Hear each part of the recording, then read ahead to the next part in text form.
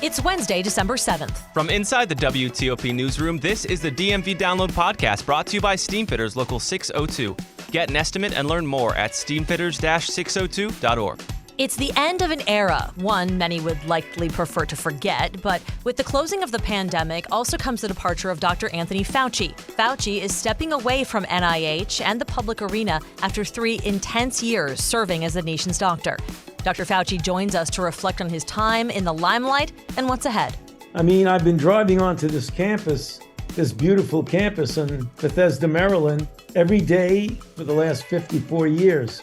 And it's the holiday season, and that means there's no shortage of concerts and plays. We talked to WTOP's entertainment editor, Jason Fraley, about his top picks for what to see at the theater, in concert, or in your living room. What's really cool this year is that this is like the first time they're fully back since all the pandemic stuff. Thanks for joining us. I'm Megan Cloherty. And I'm Luke Garrett. As Dr. Anthony Fauci steps away as director of the National Institute of Allergy and Infectious Diseases, he's closing a nearly 40-year chapter that began back in 1984 when he oversaw the nation's fight against HIV/AIDS.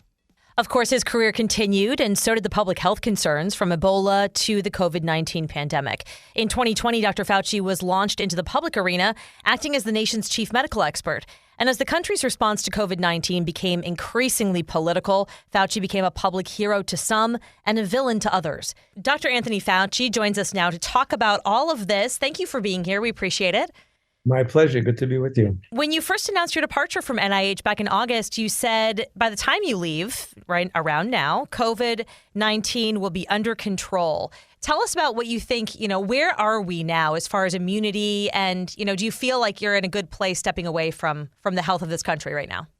Well, we're not exactly where I would like to be, but we are certainly much, much better off than we were a year ago at this time when we were first confronted with the Omicron variant. That time, as you recall, we were having 800,000 to 900,000 cases a day and between 3,000 and 4,000 deaths per day. Right now, we're having about 300 or so deaths per day, even though that's dramatically better than what it was a year or so ago. It still is not at the point where I'm entirely comfortable with it. I believe we need to get down to a much, much lower level if we are going to be able to truly feel that we are living with the virus. We're not going to eradicate it. We're not going to completely eliminate it. So we're going to have to a certain degree, live with the virus. Right. So how do we best live with this virus if we can't eradicate it? We can do it in a much more acceptable and healthy way if we get more people vaccinated. So one of the frustrating elements of all of this is that as a rich, developed country that has all of the access that we need to interventions like therapies and vaccines, we still only have about 68% of our population vaccinated. And thus far, we don't have a very good uptake of the new updated bivalent booster, the BA.4/5. As a general population, we have less than 20% of the people have received that. Right. That is really very, very bad. Thank goodness a higher percentage of the elderly have gotten it. Yeah, we're better off than we were, but we should not claim victory yet. Doesn't mean we have to disrupt society. That doesn't mean we're locking anything down. Right. We're not doing that. But we really got to be careful because we're entering into the cooler and colder months of the late fall and the early winter. We're entering into the holiday season. And if we are going to get influenza, which is peaking at a very high level now. We have respiratory syncytial virus, particularly problematic for young children and the elderly. So we have a lot of things going on that we have to pay attention to, and we have to utilize the countermeasures like vaccines for influenza and vaccines and therapies for COVID. So the answer to your question is we can do better. And you're offering a medical strategy to beat back these viruses, but there's also kind of a political illness, if you will. A lot of division has happened around this COVID-19 pandemic. As you look back over the past 3 years, what do you think we could have done differently to maybe fight back that political division that kind of seeded in this COVID-19 pandemic? Well, you're asking an unanswerable question. What could we have done? There you have divisiveness in our country that has been fueled by so many things that are going on. And you're right. Political divisiveness has been one of the enemies of good public health practices. We should be all focusing on the common enemy. And the common enemy is the virus, not each other. Yet, if you look at what's going on in society, it appears that we're fighting with each other, people with differences ideologically. Ideological differences in politics are healthy. It makes for a diverse approach towards different issues. If done in a way that's cooperative, collaborative, and compromising, that doesn't seem to be the situation we're in right now. So we have a lot of polar extremes of people who know, or at least we hope they know, that a vaccine is safe and highly effective in saving lives. And yet there are people who refuse to get vaccinated purely on ideologic grounds. It doesn't make any sense that red states are much more under-vaccinated than blue states. There should never be that difference because everybody is susceptible to this illness, and you shouldn't have people, because of one persuasion, feel they don't want to make use of a highly effective intervention. Right. We're all susceptible regardless of our political party. It's interesting because you asked the question, Luke, about politics, and I wonder how you feel about public health in general, even being subject to politics and people's maybe losing trust, rightly or wrongly, in government health agencies. What do you have to say about that? Because that's clearly in a different place than it was in 2019 before this started. Well, that's extremely unfortunate. But it is a consequence of the divisiveness that we have right now.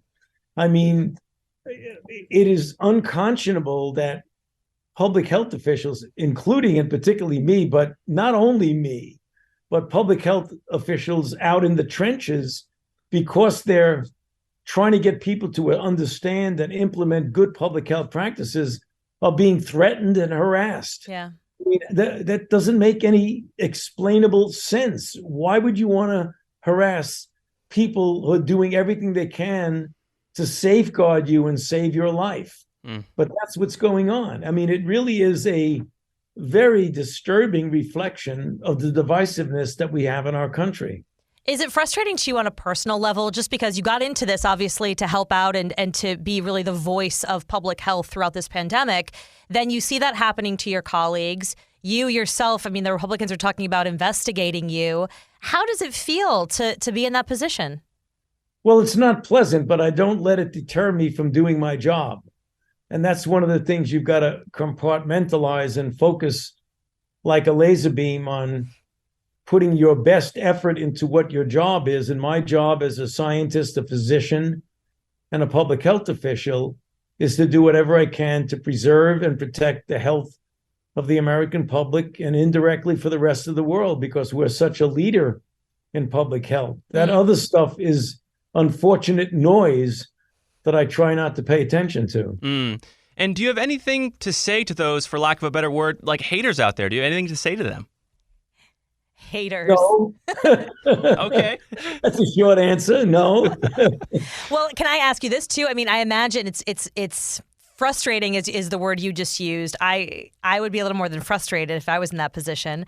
Did it contribute to you deciding to step back? I know you're in a different place with this administration than last, but I imagine it wears on you. No, it really had no influence whatsoever in my decision of the time I was going to. You have to step down sometime. I'm going to be 82 years old in 3 weeks. So congratulations. Happy birthday. As they say, give me a break here.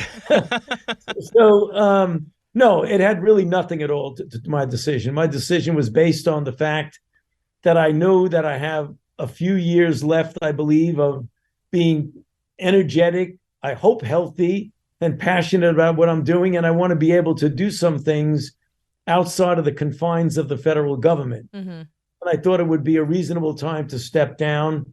We're in a better place than we were a year ago. We're going in the right direction. That's the reason I stepped down. It really had nothing to do with all that other stuff that you're talking about. And, I know you're speaking to us from your office, and I know you've been in that office for quite some time. Are you going to miss it? Is there a part of you that kind of wants to stay? Of course. I mean, I've been driving onto this campus, this beautiful campus in Bethesda, Maryland, for every day, almost every Saturday, and many Sundays for the last 54 years. Wow. Of course, it's going to seem strange to all of a sudden not do that anymore. But life goes on.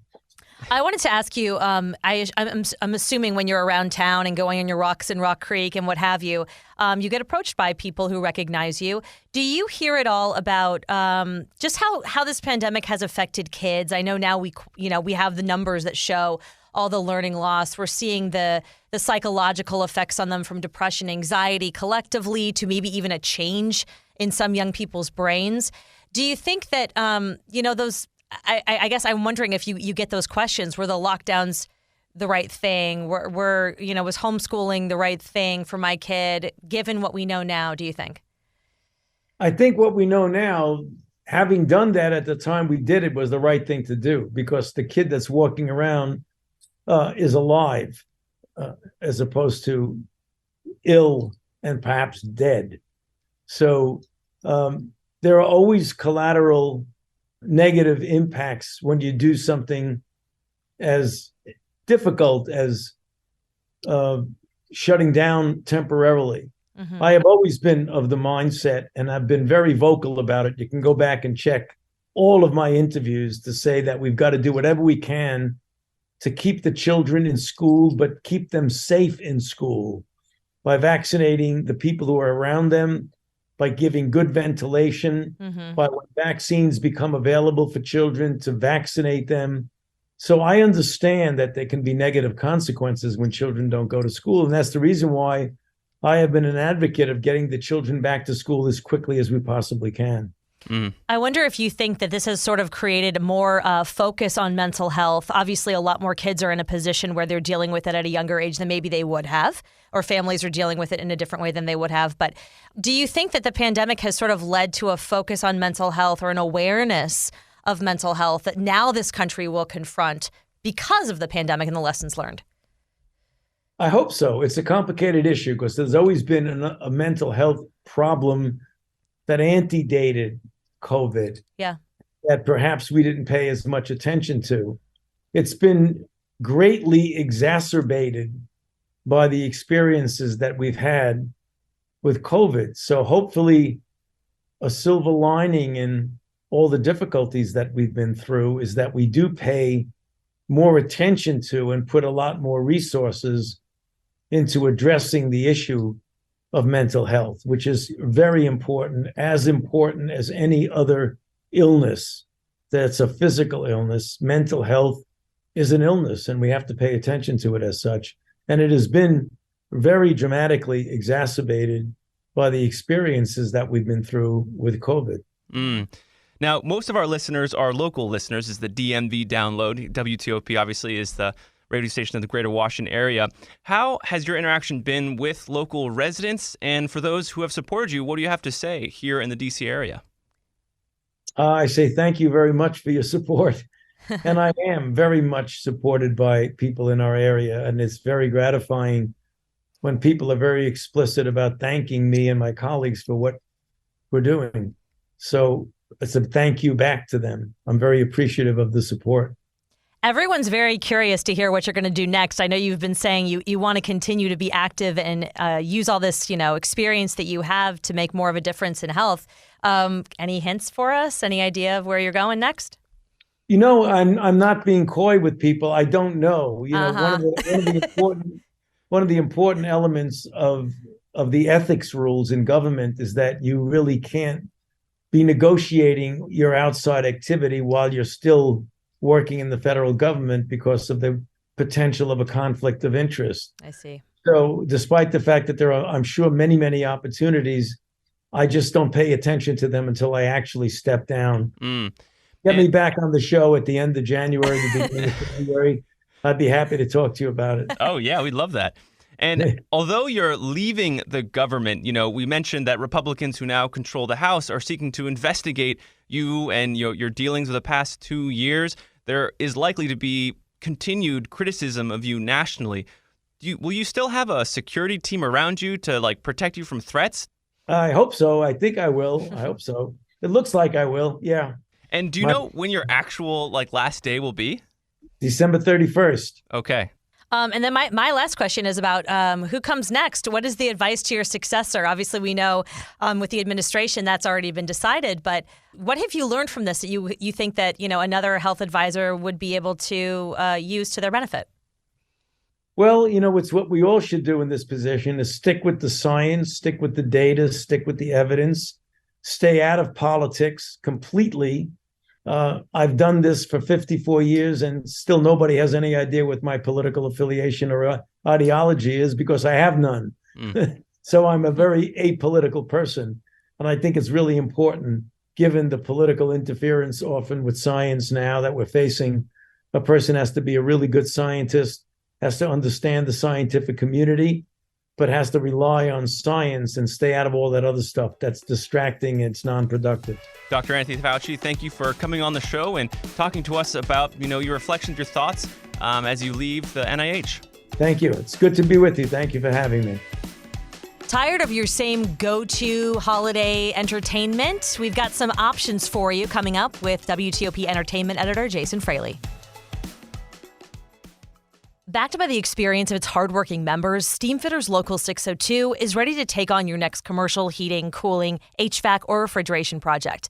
Steamfitters Local 602 adds value to our community through its partnerships with local contractors and building owners, all while keeping the focus on improving the lives of its members and their families throughout the DMV. For work that's on time and on budget, go to steamfitters-602.org to schedule your next project. That's steamfitters-602.org. Steamfitters Local 602. Changing lives. Explain your DNA on 10 cases, man. You're inside the police interrogation room with the alleged Potomac River rapist. I'm not guilty on any of this stuff. So calm, so reasonable. Could this be the man who terrorized women for 9 years before murdering a brilliant scientist 2 decades ago? Experience one of the most fascinating true crime podcasts available. Join crime reporter Paul Wagner for Unknown Subject, Season 3 of WTOP's American Nightmare series. Search American Nightmare Podcast on all podcast platforms. It is the holiday season, as we all know, and that means this wonderful city we live in, there's even more stuff to do. There's more stuff to do, and this time around, we don't have the pandemic clouding over it all, really. Yeah. Things are opening up, and to tell us all about it is WTOP's entertainment editor, Jason Fraley, who knows it all. Jason, there's so much going on this holiday season. Let's start what's happening in theaters. What do we got going on? There's so much, and we have the whole list on WTOP.com, but I'll just throw out one big theater thing that's going on. Ford's Theater's annual production of A Christmas Carol. We interview Greg Wallace, who plays Scrooge every year for I think 6 years now, something like that. But not only is it the great Charles Dickens story, but what's really cool this year is that this is the first time they're fully back since all the pandemic stuff started. The very first year in 2020, they went to a radio play reading, an audio version of it. Last year they were back on stage, but a very sort of a bare bones skeleton sort of cast and crew, a bunch of the children's choir and stuff that's usually on the stage wasn't there last year. So it was cool they've managed to get by, but this year is the full version of A Christmas Carol at Ford's Theater that everyone knows and loves, with all the singing and all of the ghosts and everything. And every year, they always ask the crowd to donate to a charity. And this year, I think there's even gonna be a QR code in the program you can scan. And this year's charity is For the Love of Children. I think it provides out of classroom resources for students 2nd grade and above. Nice. And which it's fitting, right? A Christmas Carol was all about those Dickensian inequalities, social inequalities. So right. It kind of fits. Yeah. And then we take it from the theater to concerts. There's a couple people coming into town. What is at the top of your list, Jason?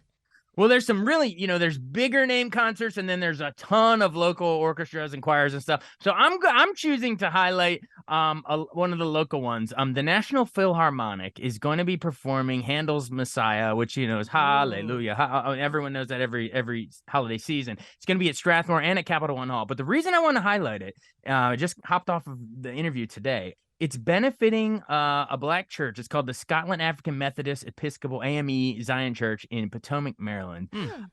It's not, so it's right down the road from Strathmore. But the reason they're going to do it, and it's a huge backstory, they recently revealed that Handel, the composer, did a lot. He raised a lot of the money for his productions from the slave trade. As a reexamining history and everything. Yeah. And so National Philharmonic was like, well, how's the best way we could do? We want to continue to perform, it's a holiday classic, songs and stuff. How can maybe if we put the money, we donate half our proceeds to this black church, Scotland, what's it called? AME Zion Church. And they've been in Montgomery County. They're kind of in a low-lying area where it floods a lot. There's some sort of, racial commentary with that too, of, how it was designed poorly or whatever. Right, but their basement's been flooding and all that stuff. Yeah. So, so I think that's a creative way that we get to experience the holidays, but also sort of grapple with maybe some of the uglier bits of history, but find a way to still perform those holiday carols, but, maybe benefit some stuff. Definitely. And what about what we can find in our own living rooms, TVs and movies? I'm sure we have so many options, but what are you keeping your eye on this holiday season? Well, there's a ton of Christmas movies. We all have our favorite holiday movies. But I'm going to highlight, there's a new one streaming on Apple TV Plus called Spirited with Will Ferrell and Ryan Reynolds. Oh, they're not funny at all. That's have you seen boring. it? No, I Has haven't. anyone seen But I actually want to. I saw the trailer. It looked hilarious.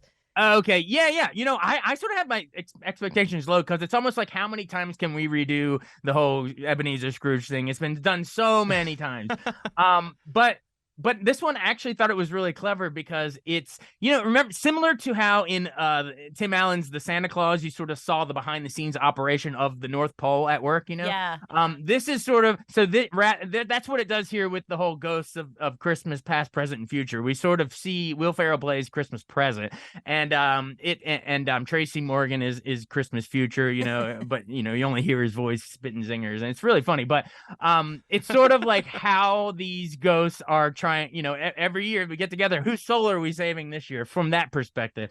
And of course, Ryan Reynolds is the quote unredeemable who needs saving. He's sort of like this big tech social media, like an Elon Musk kind of a thing. He has this hilarious number called, I think it's called Bringing Back Christmas, which is sort of like it's like a commentary on cable news, war on Christmas, fear mongering. It's really like subversive in a way. Yeah, it's really subversive of but he's sort of the bad guy, remember? So it's Will Ferrell trying to, redeem this soul, and it's really funny. The music is by Pasek and Paul, who did La La Land, The Greatest Showman, and Dear Evan Hansen. They're the songwriting duo for the Broadway stuff. That I would recommend Spirited on Apple TV Plus. I never know how Jason keeps it on top of all the millions of things that are going on, but especially during the holiday season, because it just seems like every area has, their own concerts and stuff. So definitely look up, wouldn't you say, Jason, definitely look up your community, what your community is doing and what's coming into your community, because there's so many cool plays and stuff happening. Right, totally. Every month of the year, but especially between, I'd say, Thanksgiving and New Year's. There's it's a million stuff going on all the time. All right, Jason Fraley, entertainment editor. I mean, it's way too short. You're going to find his whole list on WTOP.com with much, much, much more. But thank you for your time. We appreciate it. Yes. Happy holidays, everybody. Happy holidays. Well, I know I'll be going to at least one of those this holiday season. Which one stands out to you? I actually think the Will Ferrell movie.